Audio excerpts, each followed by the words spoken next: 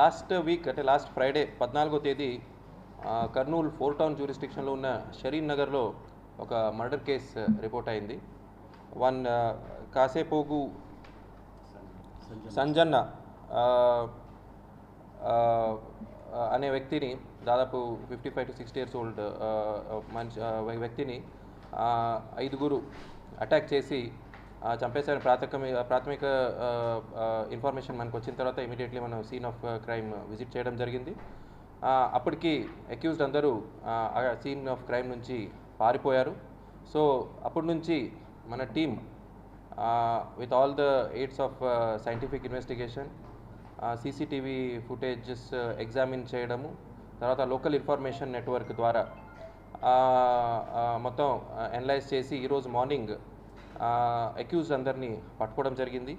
Accused అందరూ identify చేసినట్టు A1 Vadde Ramanjaneyulu ఏలియా సంజీవ్, వడ్డే శివకుమార్, వడ్డే రేవంత్ కుమార్, వడ్డే తులసి కుమార్, తర్వాత A5 వచ్చేసి మాలా అశోక్. దీంట్లో A1 వడ్డే రామాంజనేయులుకి ఆయన ఒక హిస్టరీ షీటరు, 13 కేసులు ఉన్నాయి ఆయనకి. తర్వాత నెక్స్ట్ A2, A3, A4 అతని సొంత సన్స్, కొడుకులు. సో A1 వచ్చేసి 20 years old, A2 22, A3 22 and 23 years old. తర్వాత A5 వచ్చేసి Mala Ashok, he is 30 years old. So ఈ కేసు వెనక ఇంట్రోగేషన్ మొత్తం చేసి ఎందుకు ఇన్సిడెంట్ జరిగిందని చూస్తే ఈ ఇద్దరు ఫ్యామిలీస్కి, అంటే కాసేపోగు సంజనకి తర్వాత వడ్డే రామాంజనేయులు ఫ్యామిలీస్కి మొదటి నుంచి హిస్టరీ ఉంది, గొడవది. 2022లో ఇద్దరి మీద, అంటే ఒకరి మీద ఒకరు దాడి చేసిన కేసులో 307 అంటే అటెంప్ట్ టు మర్డర్ కేసు కూడా రిజిస్టర్ చేసుకోవడం జరిగింది. తర్వాత ఆ రోజు మార్నింగ్ A1 ఎవరున్నారు వడ్డే రామాంజనేయులకి అక్కడ ఒక 30-year-old మనిషి అతన్ని కిండల్ చేశారు. సో ఆ కిండల్ చేసింది అతను హీ ఫెల్ట్ అషేమ్డ్. ఇంటికి వచ్చి తన సన్స్ ముందు, తర్వాత వైఫ్ ముందు ఆవేదన వ్యక్తం చేశారు. ఇలా చిన్న కుర్రోళ్ళు కూడా నన్ను ఇలా కిండల్ చేస్తున్నారు అని ఆవేదన వ్యక్తం చేశారు. సో అదే సీక్వెన్స్ ఆఫ్ ఈవెంట్స్లో ఈవినింగ్ డిసీజ్డ్ ఎవరు ఉన్నారో కాసాపోగు సంజన్న, ఆయన ఈ అక్యూజ్డ్ ఇంటి దగ్గర ఉన్న మెడిటేషన్ సెంటర్కి రావడం జరిగింది దాదాపు 7 o'clock.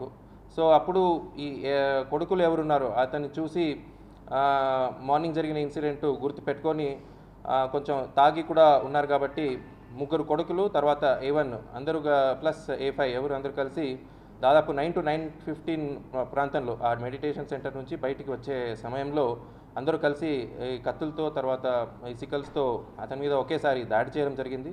సో డిసీజ్డ్ హాస్పిటల్ చేరే ముందే చనిపోయారు. He was announced broad dead. So ఈ ఇన్సిడెంట్ ఇన్వెస్టిగేషన్ బాగా చేసి 5గురు అక్యూజ్ని చాకచక్యంగా పట్టుకున్న మన పోలీస్ టీమ్, SDPO కర్నూలు, తర్వాత DSP మహిళ, CI 4 town, CI 3 town and their teams అందరికీ నా కంగ్రాచ్యులేషన్స్. బట్ ఇదే టైంలో ఈ హిస్టరీ షీటర్స్ మీద కూడా మనం ఇంకా నిఘా పెంచుతున్నామని చెప్పుకుంటాము. ఎవ్రీ సండే హిస్టరీ షీటర్స్ ఎవరున్నారో వాళ్ళందరినీ స్టేషన్స్కి ఇప్పుడు ఆ సిస్టమ్ ఉంది, పిలవడం జరుగుతుంది. వాళ్ళు ఏం చేస్తున్నారు, వాళ్ళ యాక్టివిటీస్ ఏంటి, ఎలా బతుకుతున్నారు, సోర్స్ ఆఫ్ ఇన్కమ్ ఏంటి, అవన్నీ ఎగ్జామిన్ చేయడం జరుగుతుంది. సో ఇలాంటి ఇన్సిడెంట్స్ జరగకుండా ఇంకా మన ఇన్ఫర్మేషన్ నెట్వర్క్ స్ట్రెంథెన్ చేయాలని అందరికీ ఆదేశాలు కూడా ఇవ్వడం జరిగింది. Thank you.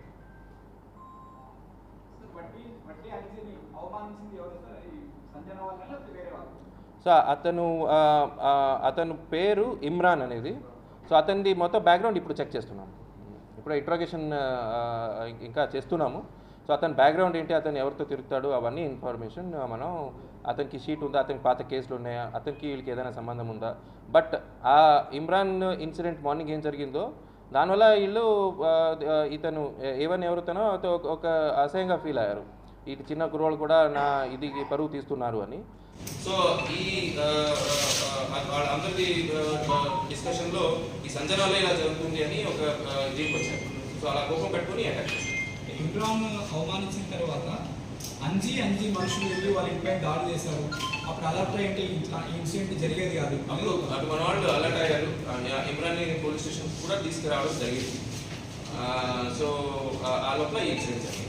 అంజీని కూడా తీసుకెళ్ళింటే ఆ రోజు అదే అంజీ అప్పుడు లేదు, ఇంటికి వెళ్ళి చెక్ చేసి వైఫ్కి చెప్పి కూడా రావడం జరిగింది మన టీం. సార్ ఈ అత్యధికంలో ఇంకా 8 మంది కదా, ఇంకా ఎక్కువ మంది 10 మంది ఫస్ట్ చాలా కథనాలు వచ్చాయి, ఎక్కువ మంది ఉన్నారు. యాజ్ ఆఫ్ నౌ అండి మన ఇన్వెస్టిగేషన్ తర్వాత మన ఇంట్రోగేషన్ తర్వాత మనం ఒకరొకరు ఎవరు ఫోన్లో మాట్లాడుతున్నారో అవన్నీ ప్రాథమికంగా ఈ 5 ఇన్వాల్వ్ అయ్యారు. తర్వాత